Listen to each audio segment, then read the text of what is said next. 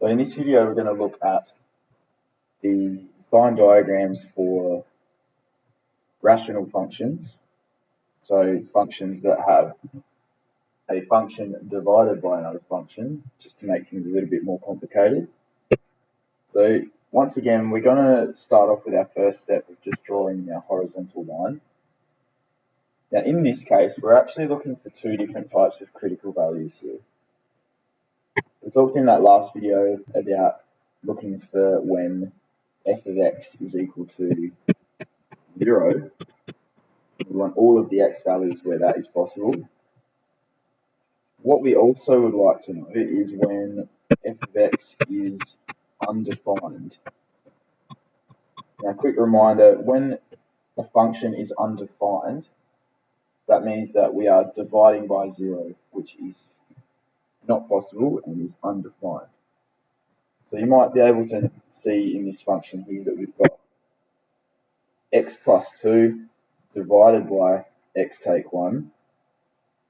So by looking at x plus 2, we can figure out when f of x is going to be equal to 0.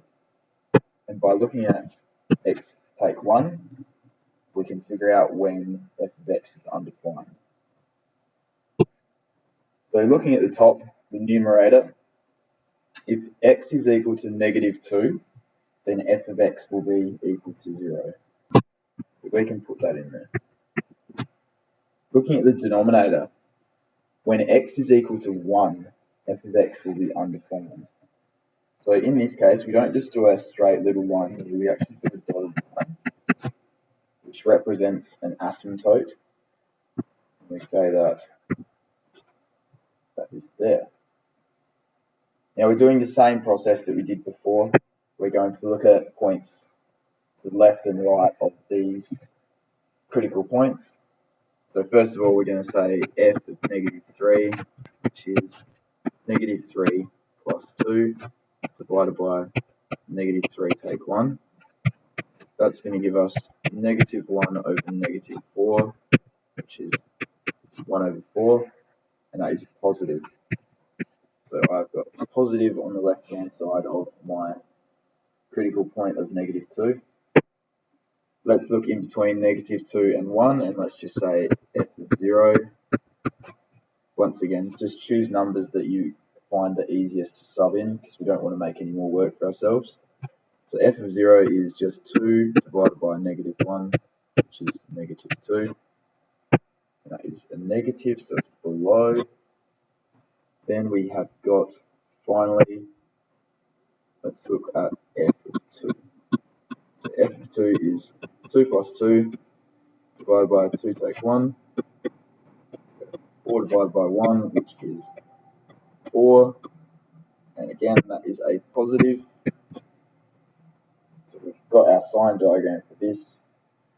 Having a think about what this might look like, we've got positive happening on the left-hand side.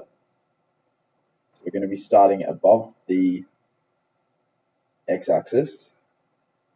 Then we've got below the x-axis between -2 and 1. And then we're starting back up with a positive after this asymptote. So what might be happening, because we know it's a rational function, might have something looking a little bit like this, going down to the asymptote but not effectively touching it, and then coming back in like this. That's just a bit of an idea of what it might look like if you were asked to draw something like that. That would be a pretty fair representation.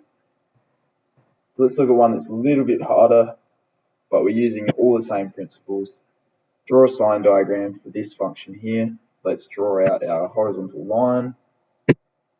Now thinking about what would make f of x equal to 0, well, we're looking at these things on the numerator. There's two factors here.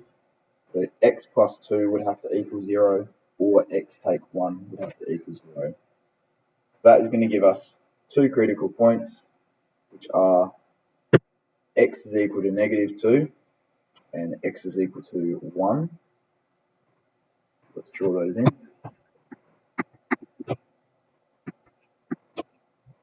Then, when is this function undefined? So f of x undefined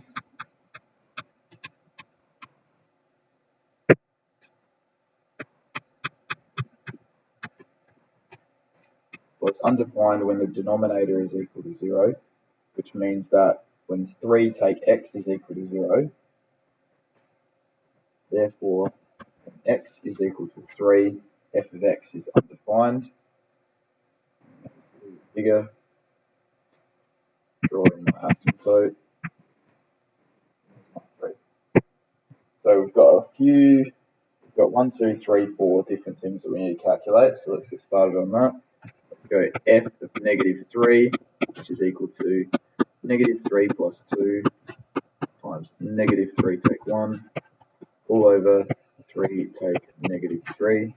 It's going to give us negative 1, negative 4 all over 6, which is going to be 4 over 6, and that is a positive.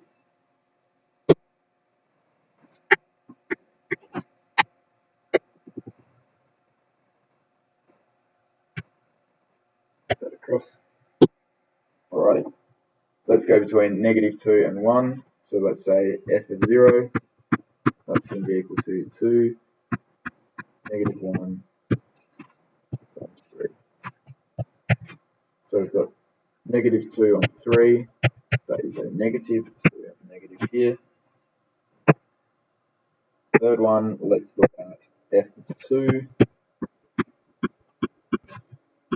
2 plus 2,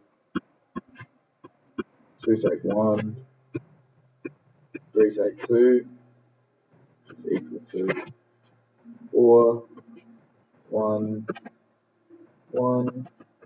So we just have positive 4. That is a positive. So we are above the x-axis. And then finally, let's look at f of 4. So 4 plus 2. 4 take 1. 3 take 4. It's going to give us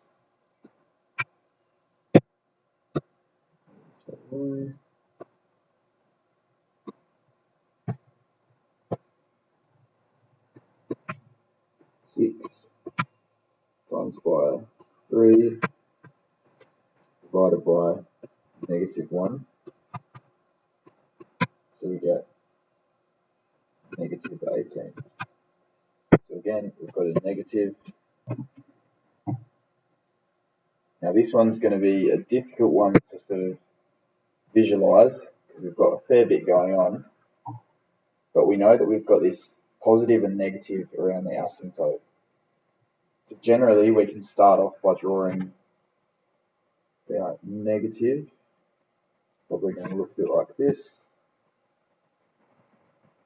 Down, then up. That is a very rough assumption. However, what we're doing here is we're just finding a rough assumption of what it might look like. So have a go at those ones, and I hope that helped.